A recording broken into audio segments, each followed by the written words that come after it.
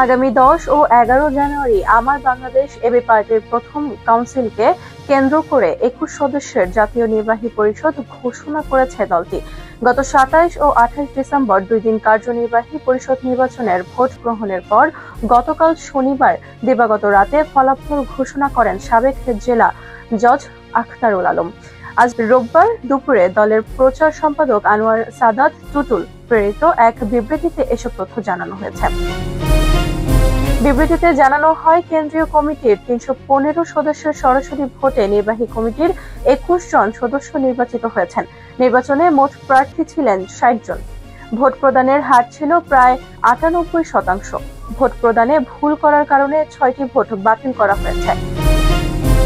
জাতীয় নির্বাহী পরিষদের নির্বাচিত 21 সদস্যের হলেন Mujibur Rahman Manju, barrister Asaduzzaman Fuad, professor doctor major Abdul Wahab Minar, barrister Zobayer Ahmed Bhuiyan, advocate Abdul Al Mamun Rana, barrister Sunny Abdul Haque, barrister Nasrin Sultana Mili, Anwar Sadat Tutul, ABM Khalid Hasan, Aminul Islam FCA, Shahadatullah Tutul, Mohammad Altaf Hossain, lieutenant colonel Mohammad Didarul Alam, Alhaj Jahangir Kashem, barrister Khan Azam, barrister Abbas Islam Khan, BM Nazmul Haque, engineer Mohammad Lokman, advocate Golam Faruk, Mohammad Abdul Baset Marjan এবং লেফটেন্যান্ট কর্নেল হেলাল উদ্দিন আহমেদ। উল্লেখ্য, আমার বাংলাদেশ এবি পার্টি 2020 সালের 2 মে আত্মপ্রকাশ করে।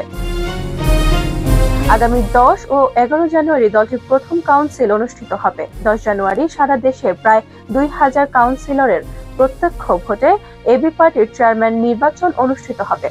এরই অংশ হিসেবে জাতীয় নির্বাহী পরিষদের নির্বাচন অনুষ্ঠিত হলো। জাতীয় নির্বাহী পরিষদের সদস্যদের প্রত্যক্ষ ভোটে আগামী 11 জানুয়ারি দলের সাধারণ সম্পাদকও নির্বাচিত হবেন।